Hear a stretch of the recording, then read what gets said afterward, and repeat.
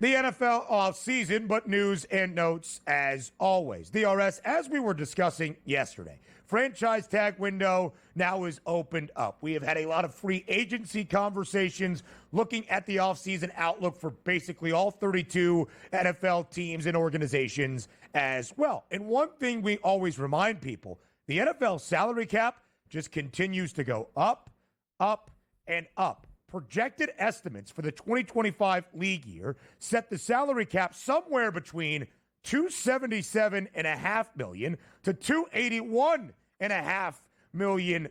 A large gap, but DRS, just 2 years ago, the 2023 NFL season, the salary cap was just shy of $225 million. We are going to be up by over $50 million in a 2-year window. It is why we see record-setting, historic NFL contracts offseason after offseason after offseason because that salary cap continues to increase.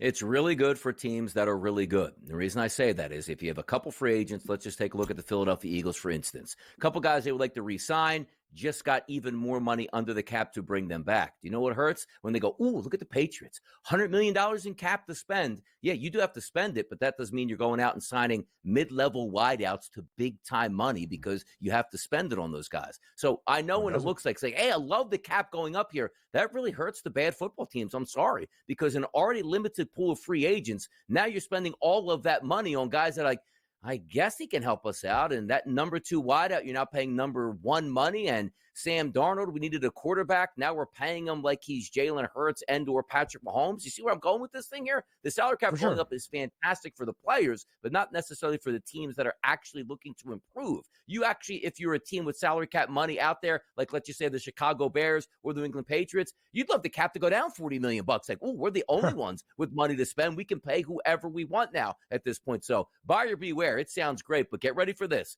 Just like the NBA a couple of years ago when they started to hit that new money, bums were getting $100 million contracts in the NBA. This is a new life. You're going to see marginal guys sign for monster money, which also is going to upset the apple cart from some of those guys that signed just 2 years ago who are superstars. So lock in, baby. The money's here. People are going to be upset and overpaid at the same time.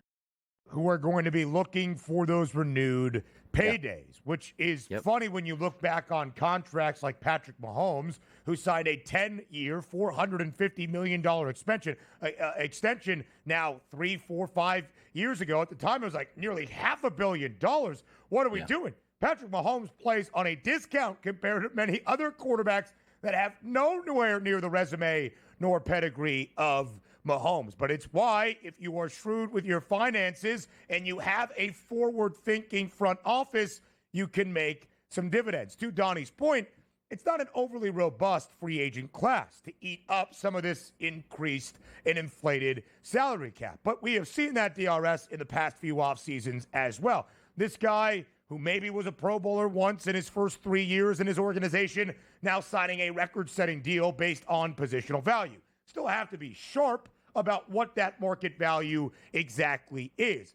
But even more so, Donnie, than just big paydays, I think the increased salary cap allows teams financial flexibility because you can structure your deals, as we have said numerous times, to include signing bonuses and upfront guaranteed money so that you have better players all across your roster for large deals. But because the salary cap has spiked, the cap hits based on the structure of said contracts are not nearly as punishable for your team. That's where I think the salary cap for those good teams actually provides the best benefit. Yes, and also understand this, because here's what I love, too, because the market changes. You get prepared as an organization for what you think the salary cap's going to be. It comes in way over, which, again, now we focus on the Cincinnati Bengals. They might have been saying, Jamar Chase and T. Higgins, you know what? Here's what I think we're going to be able to afford it. And then once that agent sees the new salary cap coming up, awesome. Thought we had a deal worked out for Chase for $30 million a year. Now just $37 million. Oh, no, we can't do that now. So welcome to the new millennium in the NFL where you better sign those guys sooner than later because, again, Ben, the longer you wait, the more money it's going to cost your franchise. And if you're looking to pay multiple franchise guys at the same time, it doesn't work out. You want to enter into a season being like, hey, you know what? Next year, Jamar Chase is coming up. Let's see if we can get him done. But no, the Bengals go, hey, Jamar Chase is up, T. Higgins is up, and also Trey Hendrickson is up in the same exact season. You can't do that. You can't reset the market with 3 positional players in one offseason, and that's what the Bengals are trying to juggle right now. Donnie with the hammer hit the nail on the head right there. Let's go to Philadelphia. The Eagles promoting Kevin Patullo as their new offensive coordinator. Has been in Philadelphia since 2021, the passing game coordinator, also the associate head coach since 2023. Long history with Nick Sirianni dating back to their days together in Indianapolis since the 2018 NFL campaign. DRS, as a Birds fan, do you like the move for Philadelphia to find their new OC internally? Yeah, I don't mind. And I guess Nick Sirianni and obviously Howie Roseman, you put a lot of faith in what they see out of the players and also coaches inside their building. So I do think it was a good move there to keep the continuity. But having said that, last time they tried to keep the continuity after losing an offensive coordinator and keeping it in-house, it didn't go very well. Hopefully it goes better this time around. I always like outside the building thoughts, which they did sign a passing game coordinator coming from Miami. He usually has a pretty good offense there under McDaniel. Yeah. So from my money, I don't mind it. We'll see it play out. And I'm going to give the university, I'm going to give the team the benefit of the doubt here coming off a Super Bowl. I think Philly fans have a natural right to be skeptical, seeing as the last time they reached a Super Bowl with very talented coordinators, both of them left. The offensive coordinator, Shane Steichen, became the head coach of the Colts. They promoted from within Brian Johnson because he had that good rapport with Jalen Hurts. Of course, it did not work out. The defense, though, really the bigger issue, DRS, in 2023 than that of the offensive scheme. But you hope that Kevin Patullo takes the reins and that consistency from within house, but some new ideas only expands the Eagles' offense. Jameson Williams will not be punished by the NFL relating to an October gun charge. The Jacksonville Jaguars continue their in-person GM interviews today, interviewing a couple of guys yesterday. 5 candidates in person. Just hire the guy and let us know, Jacksonville. Thank you very much. I bet you Liam Cohen sitting in, though, on those GM interviews. More around the NFL. Speaking of the Super Bowl champs next. Live right here on the early line on SportsGrid, ending out this opening hour. Anytime the reigning Super Bowl champs get ready for a new season, one of the first things we ask, who are they going to play week number 1? And more than likely, is that game going to be the opening night of the NFL season? That season debut on Thursday to get everything started in early September. DRS, thanks to our, on a day like today, I don't want to say our good friends in Canada. I'm not going to. No. Thanks to the Canadian markets on the FanDuel Sportsbook. Boo, Canada. Boo, Canada. USA.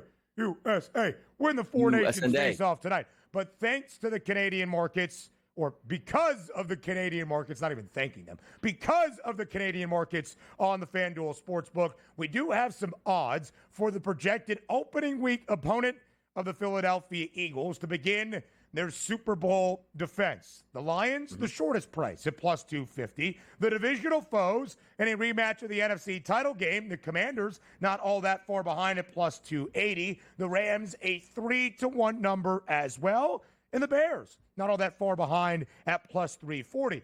Donnie, it's really hard to project, but you see those 4 teams based on the odds separated by just 90 cents.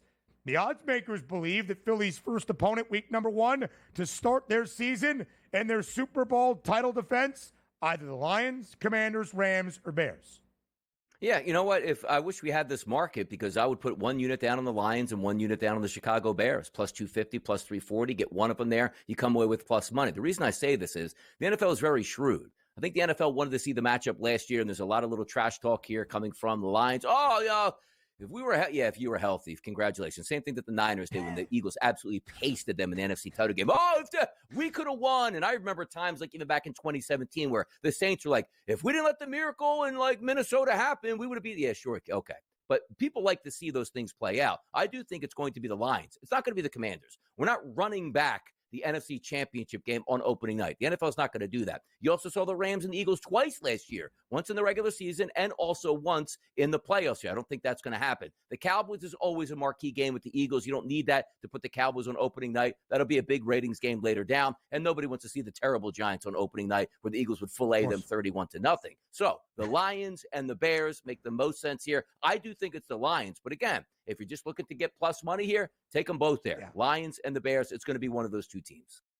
The Commanders would make logical sense. NFC Championship game, rematch, divisional foe. But you don't really want to start the year, and oftentimes they will not, with a divisional matchup in that season debut. The Eagles are going to play on that opening Thursday night, right? I'm not crazy in saying that. Is it always the Super Bowl champ? Always. Yes, always the Super Bowl champ. So they will play on that opening Thursday. The Bears, a big market team, of course, in Chicago. You might be thinking to yourself, why would the Bears, who won 5 games a season ago, even be in consideration for this spot? Big market team in Chicago, third largest television market in the country, and of course, a lot of notoriety this offseason. Expected to be much better this year, of course, than they were in 2024. The Lions makes a ton of sense to me. The top 2 seeds in the NFC playoff bracket. Detroit has been in prime time so often in the last few years. If I had to bet on it, and we could, Canada. If I had to bet on it, and we could, I would probably go Detroit DRS at plus 250, although it is the shortest number. Yeah, it is the best matchup, by the way, on that entire card here, that if you open up the season with those two teams, it would be electric. Also remind yourself, a couple years ago, I believe it was, Kansas City and Detroit played opening night, where Detroit was that come-up team here. That's why I take a look at the Chicago Bears at plus 340. For sure. A lot of intrigue in that team. New head offensive coordinator. They're probably going to add on in free agency in the draft and be one of those intriguing teams, which would be a fun matchup on Thursday night. But if you did want to just say, you know what, toe-to-toe, the game we didn't get to see last year that we all wanted to see and replay it on opening night, it's got to be the Lions from that perspective. Yeah, I think it will be. What a celebration it will be in Philadelphia. The opening Thursday night of the year, the home of the reigning Super Bowl champion Eagles inside a Lincoln Financial Field. Might Donnie Rightside try to be in attendance? Nope. Won't be in attendance because I'll be at PFT in Homedale cheering on the start of a brand new football season. How about that?